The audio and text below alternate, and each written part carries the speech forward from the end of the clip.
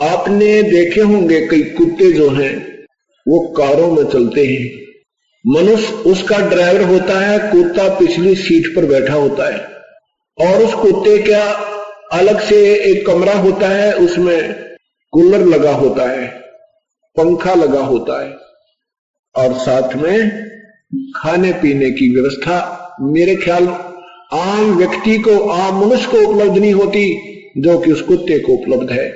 और बढ़िया कमरे के अंदर व्यवस्था है और मेडिकल फर्स्ट एड भी, मेडिकल फैसिलिटीज भी मेरे ख्याल में आम प्राणी को नहीं उपलब्ध जो उस कुत्ते को होती है। ऐसा क्यों है? यही बात, यही ज्ञान सत्संग में क्लियर किया जाता है, स्पष्ट किया जाता है कि जैसा भी कर्म आप करते हो सबका फल मिलता है।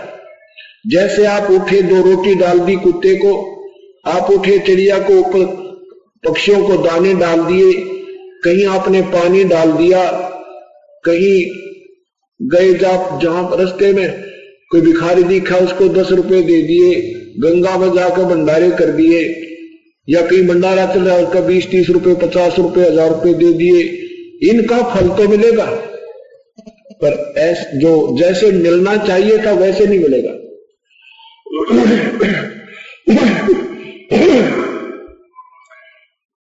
अब जो कुत्ता है कार में घूम रहा है, पहले मनुष्य जन्म में उसने दान तो खूब किया और उस दान का, उस धर्म का उसको प्रतिफल भी खूब मिला, लेकिन वो मर्यादावत नहीं किया उस नादान ने, परम संत के माध्यम से विधिवत मर्यादा में रहकर नहीं किया।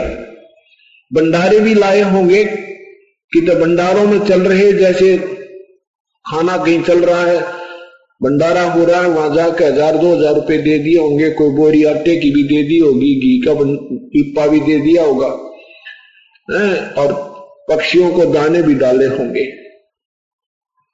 अब उन सबका पुण्य तो मिल गया उसको,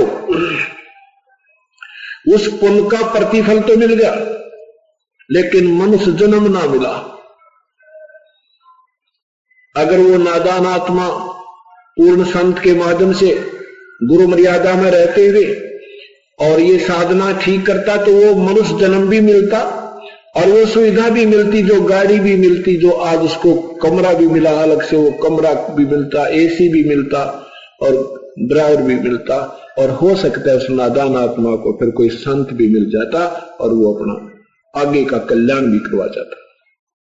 लेकिन अब क्या मिलेगा उसको? केवल किया हुआ फल वो खा पी कर अब तो उस एसी रूम में और सारी सुविधाएं को उपलब्ध करता हुआ जीवन जी रहा है। इसमें अपने सारे भोग न भोग के और फिर बनेगा सुअर। अब सुअर में क्या फैसिलिटी होगी इसको? कुछ नहीं हो सकती। और फिर बनेगा गधा। वो 84 लाख के कुएं में गिर गया, अब रेट की तरह घूम घाम के फिर कभी मनुष्य शरीर मिलेगा, फिर देखी जा क्या होगा। तो ये सत्संग के अंदर ज्ञान कराया जाता है कि गुरु बिन माला फेरते, गुरु बिन देते दाने, गुरु बिन दोनों निष्फल हैं, चाहे ओछो वेद पुराने। फिर यहां बताते हैं, अब देखो गुरु 3 लोक के भी, भगवानों के भी मार्गदर्शक संत हैं, उनके द्वारा भी किया हुआ जो पुण्य है, उन गुरुओं के माध्यम से भी जो दान और पुण्य सिमरण करते हैं, उनका भी फल ज्यों का त्यों मिलेगा। उसमें भी जरूरी नहीं है कि मनुष्य शरीर मिल जाए आपको आगे, नहीं, उसमें जैसा भी आपने दान किया है उसका फल अवश्य मिल जाएगा। लेकिन सभी कर्म भोगने होंगे, पुण्य भी और पाप भी। केवल पूर्ण परमात्मा के परम संत जो समय अनुसार सदियों के उपरांत एक ही होता है, उनके माध्यम से किया हुआ पुण्य, दान, भजन, जैसे वो बताए ऐसे उस वास्तविक मंत्र की साधना से आपको पुण्यों का लाभ मिलेगा, पाप आपके विनाश हो जाएंगे। और अच्छी साधना और लगन, सतभक्ति, परमात्मा पाने की आप में तड़प हो गई तो आपकी यहां से पूर्ण रूप से मुक्ति भी हो जाएगी। नहीं तो मनुष्य जीवन ही सीधा होगा, इसमें कोई शंका नहीं। आप मर्यादावत लगे रहना। और एक नहीं, इस सत साधना ने का जिसने 2-4 वर्ष भी साधना कर ली, मनमाना 100 मनुष्य जीवन आपके लगातार हो जाएंगे। लेकिन ये भी पेंडिंग काम रह जाएगा, ये भी लंबी बात बढ़ेगी। अब मान लीजिए हमारे 100 मनुष्य जीवन भी हो गए और 100 मनुष्य जीवनों में कोई संत हमारे को मिला नहीं पूर्ण, वो 100 जीवन भी खत्म हो जाएंगे और फिर 84 लाख योनियों के चक्कर में हम आ जाएंगे। इन बातों को बहुत ध्यान से सुनना और बहुत गहराई से विचार करना, क्योंकि ये तत्व ज्ञान हमें मिला नहीं था। अभी तक हमने लोकवेद सुना था अपन को। लोकवेद होता सुना सुना ज्ञान, जैसे ब्रह्मा विष्णु महेश को अजर अमर अविनाशी, कोई माता पिता नहीं, ये सर्वेश्वर महेश्वर। लेकिन ये लोकवेद था, ये वास्तविक ज्ञान नहीं था, क्योंकि इनकी हिस्ट्री शीट इन भगवानों के जीवन चरित्र बता रहे हैं कि नासवान है, इनके माता पिता हैं और एक ब्रह्मा मरता है, 7 ब्रह्मा की मृत्यु के उपरांत एक श्री विष्णु की मृत्यु होती है और 7 श्री विष्णु की मृत्यु के बाद एक भगवान शिव की मृत्यु होती है। ये नासवान है। परमात्मा कहते हैं एती बुलंद उम्र मरेगा अंतरे, क्योंकि वह सतगुरु में लगे न कान न बैठे संतरे। क्या बताया है कि अभी तक हमने लोकवेद सुना था, लोकवेद। अब क्या है, जैसे जितने भी आज भक्त आत्मा कोई अच्छा उच्च अधिकारी बने हुए हैं, कोई मंत्री बना है, कोई मुख्यमंत्री बना है, कोई प्रधानमंत्री बना है, कोई राष्ट्रपति बना है, ये पिछले जन्म की मलाई खा रहे हैं।